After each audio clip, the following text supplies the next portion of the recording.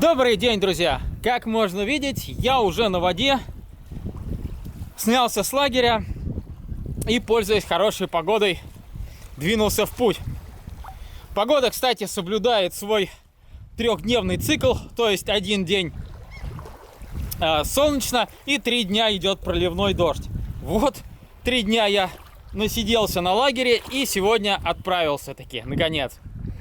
Обхожу остров Валей, потому что проливом пройти не удалось. Сейчас отлив, и там воды вообще нет. И вот наткнулся на такой артефакт на берегу. Интересный. Это огромный валун, на нем стоит лодка и прикреплена какая-то табличка. Сейчас пойдем посмотрим, что это такое. К сожалению, надпись на табличке читается плохо. Я подошел, прочитать не смог. Может быть, потом на видео или на фотографии будет видно. Но, походу, это мемориальная табличка в память о погибшем человеке. Вот. И, наверное, его лодка.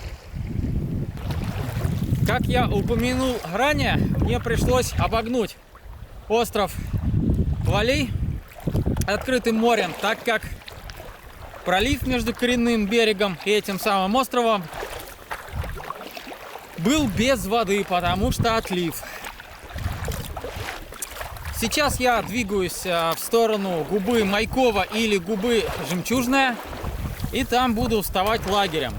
Это уже совсем рядом, перед поселком Зеленоборский, буквально в километрах 5-7 от него. Вот. Между тем у меня нарисовалась и проблемка, и мега важная задача. Все дело в том, что у меня полностью разрядился ноутбук, а флешка у меня одна на 64 гигабайта, которая забивается очень-очень быстро, учитывая качество кодека видео. Так вот, как вы сами понимаете, быстрые флешки на 100 мегабайт в секунду скорость записи, они стоят космических абсолютно денег. Вот, и несколько флешек по 512 гигабайт, это будет просто целое состояние. Поэтому у меня есть 2 SSD диска быстрых, твердонакопительных, и 2 HDD диска от ноутбука, маленькие, аккуратненькие, и, соответственно, USB адаптер к ним, что позволяет мне иметь возможность записать 1,5 терабайта видео. Но для того, чтобы скинуть с флешки на диск запись, нужен ноутбук, а он разрядился. Поэтому в Зеленоборский мне все-таки придется заходить и искать там либо магазин, либо кафе, и просить там поставить хотя бы на час на зарядку мой ноут. Вот такая вот архиважная, товарищи, задача перед нами неожиданно встала. Если ее решить, эту задачу не получится, то останусь я дальше без видео. А это, как вы сами понимаете, не есть хорошо. Поэтому будем пробовать решать. Несмотря на то, что сегодня солнечная погода, традиционно, если есть солнце, есть волна. Если нет волны, то нет солнца и идет дождь. Вот такая вот загогулина, понимаешь ли, как выражался Борис Николаевич Ельцин, получается. В заливчике волна, конечно, потише, ветерок стих. Волна потише и стала более такая пологая, более длинная. Грести довольно удобно. А учитывая, что она еще и попутная, так вообще замечательно. Впереди опять виднеются сопки. Кстати, берега здесь носят вот такой вот не совсем пологий. Но это вот вход в заливчик, да? Здесь более-менее полого. А вот дальше опять начинаются резкие подъемы. Да, кстати, совсем забыл сказать. Перед этим мемориалом погибшему товарищу, вот где установлена лодка на камне, ко мне подошли местные мужичок с женщиной, ну, видимо, семейная пара такая уже в возрасте. Подошли ко мне на моторке на алюминиевой, вот, и спросили, откуда я, чего, но рассказал в 2 словах, что вот иду из Африканды, вот, ну, поговорили о рыбалке, которая у них тоже вот не ладится почему-то, странно вообще, то ли рыба куда-то делась, то ли сезон вот такой, непонятно, то есть вот при мне рыбаки местные ни разу рыбу не доставали, и вот я, собственно, сам не поймал. Но суть не в этом. Оказалось, что мужичок этот родом из Кольчугино, Владимирской области. Собственно, земеля мой оказался. Вот такие вот интересные встречи бывают за 2000 километров от родного города. Ну, в итоге как-то вот он перебрался сюда, наверное, по работе поехал. Я то что-то не спросил. Записать разговор, к сожалению, не получилось, потому что сегодня я вообще не планировал снимать. Как-то хотелось вот быстро вот этот кусочек пройти, тем более он там небольшой получался, 5-7 километров. Если бы я через пролив, конечно, пошел. Вот. Ну и погода такая не очень ветреная была. Я даже фотик поэтому в герму убрал сразу и думаю, пройду сегодня не снимая, а уже завтра что-нибудь подсниму. Но в итоге вот получилось, что увидел этот мемориал с лодкой, решил его все-таки заснять, достал камеру. Но это уже было после нашей вот встречи. Вообще, конечно, интересно, что вот это у погоды такая цикличность, в моем случае. Сутки через трое, я бы сказал, график работы. Сутки солнце, трое льет дождь. Причем, когда льет дождь, дубачина стоит страшенная, а солнце выходит, сразу же пекло. Вот резкий такой контраст прям от где-то, может быть, 12 градусов, когда дождливо, да, 10-12 в плюсе, до 25-28 вот когда солнце. Сейчас просто жара, особенно когда нет ветра. Сразу хочется купаться. Ну, вода ледяная, конечно, особо. Ну вот, сейчас июль будет. Сегодня у нас, кстати, какое? Сегодня 28 июня. В июле все-таки должны постоять хоть сколько-то там, неделька-две прям жарких дней. И на песчаных пляжах каких-нибудь я, конечно, себе позволю покупаться. Но я уже купался, да? Кто смотрел предыдущие серии. Вот. Ну, купался как, все-таки забежишь, выбежишь, а хочется так уже полноценно проплыть немножко. Вот. Ну, надеюсь, что это все мне удастся чуть попозже. Эх, хорошо, точнее даже прекрасно Белое море в солнечную погоду. Около 6 часов вечера высадился в Губе Жемчужная. Нашел большую такую полянку в сосновом лесу. И решил, что здесь будет сегодня мой лагерь.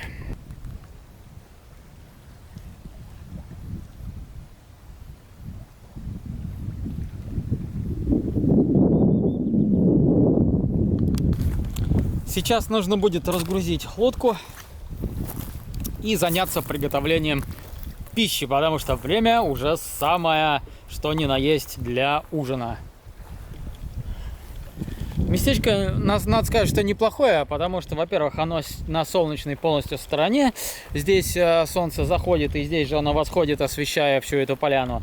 Ну, точнее, при восходе и при закате поляна будет освещена солнцем. И, во-вторых, с моря здесь набегает ветер, морской бризик, и сдувает, соответственно, всю мошкару и гнус. Это тоже хорошо.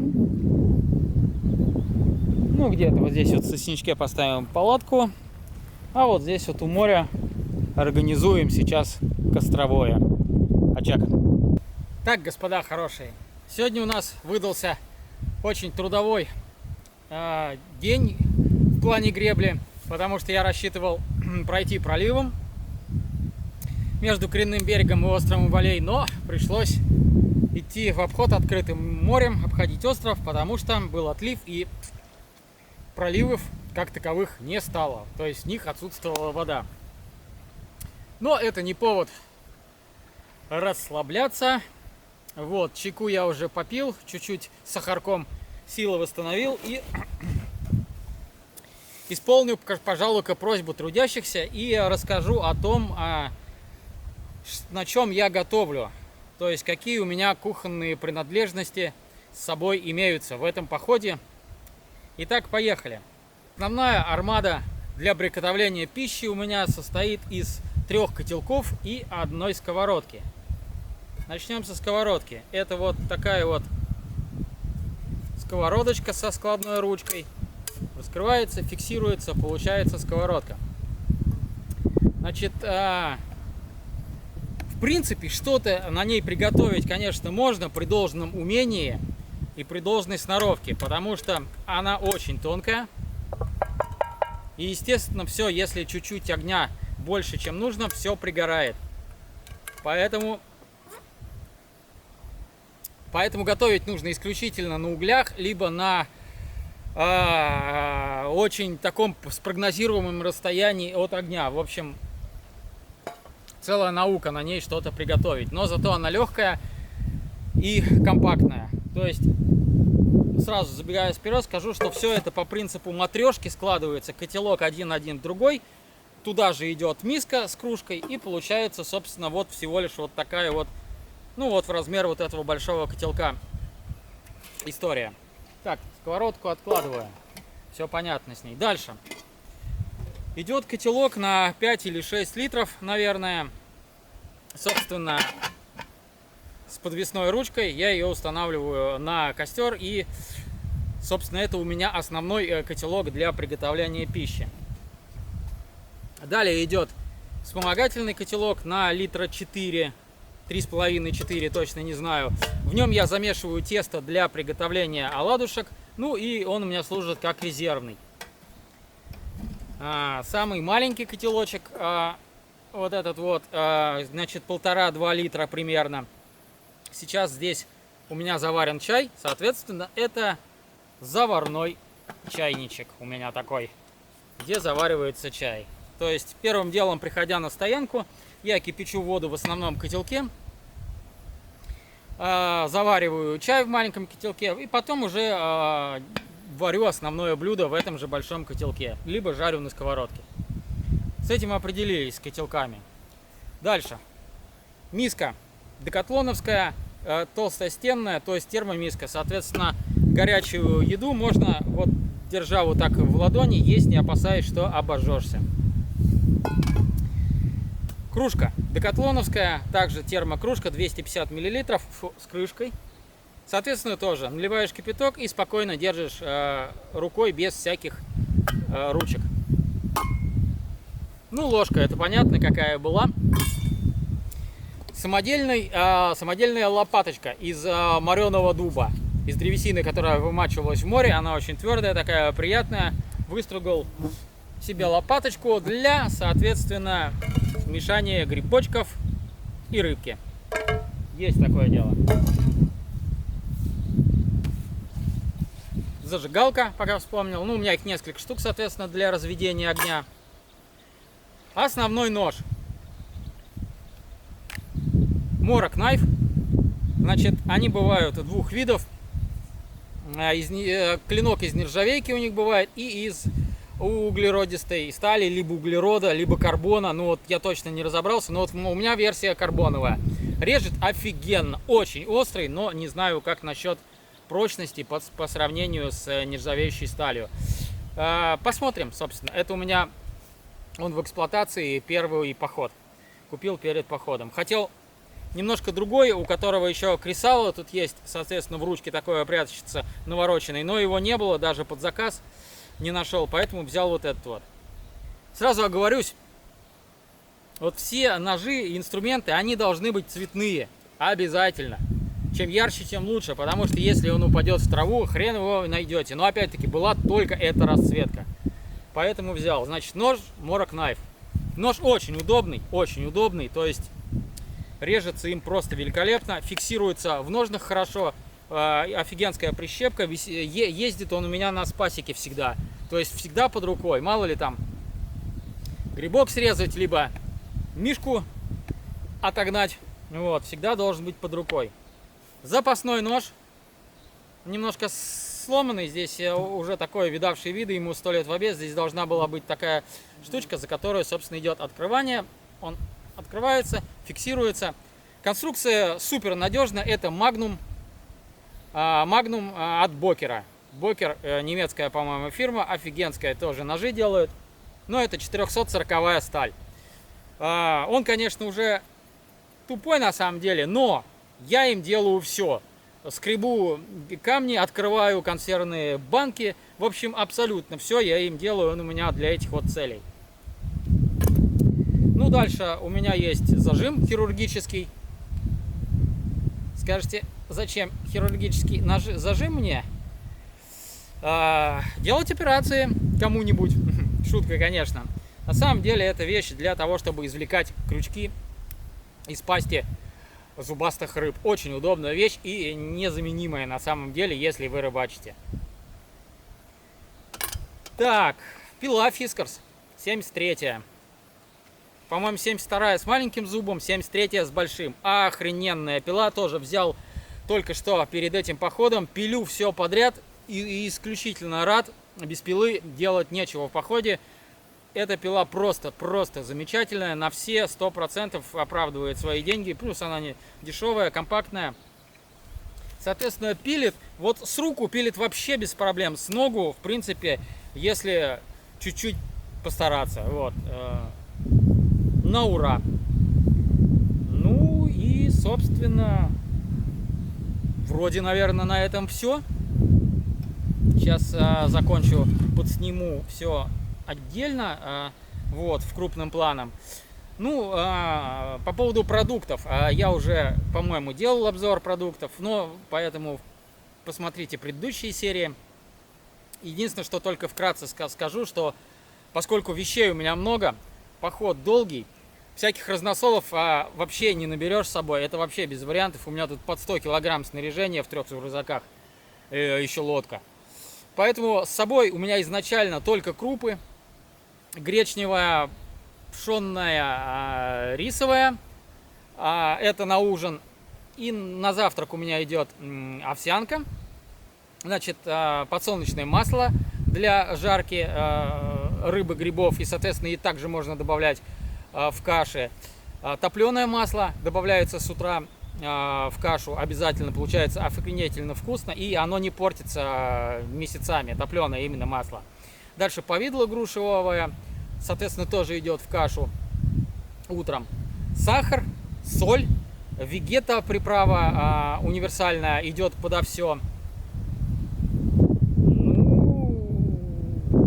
Пожалуй, наверное, все. Дальше, значит, рыба, если поймаю, грибы, если найду. Грибы уже нашел, подосиновики тоже делал.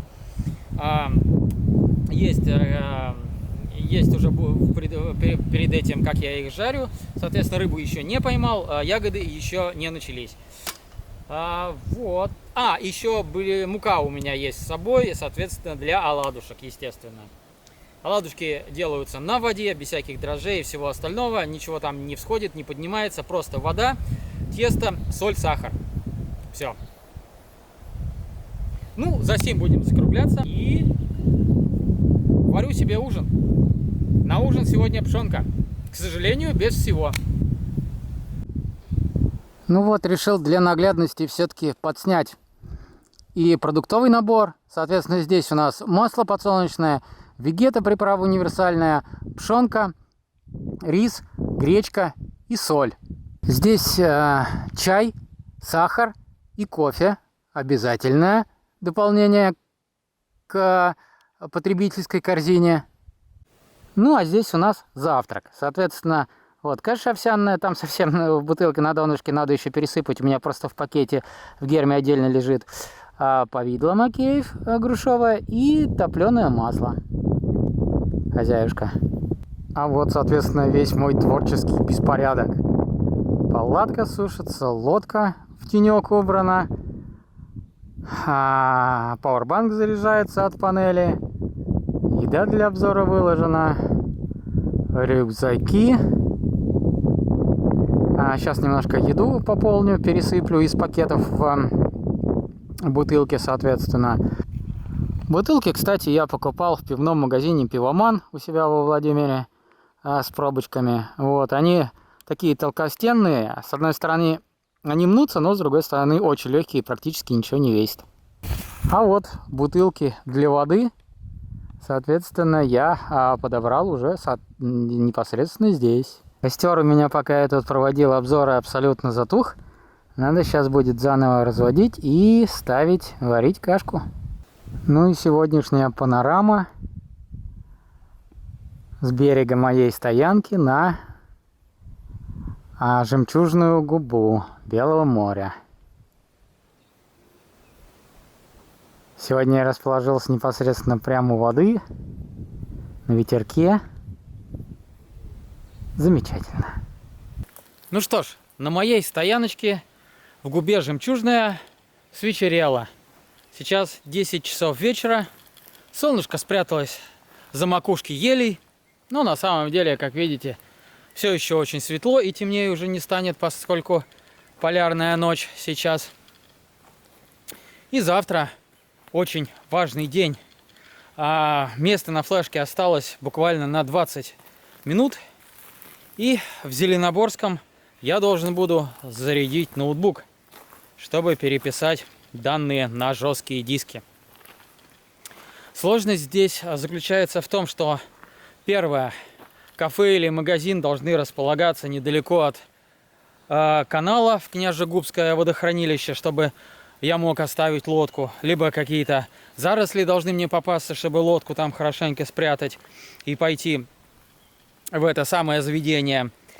И второе, в канале после Княжегубской ГЭС водосброса должно быть, ну, по крайней мере, такое течение, чтобы я смог его перегрести. Ну и, естественно, должно повезти опять с погодой.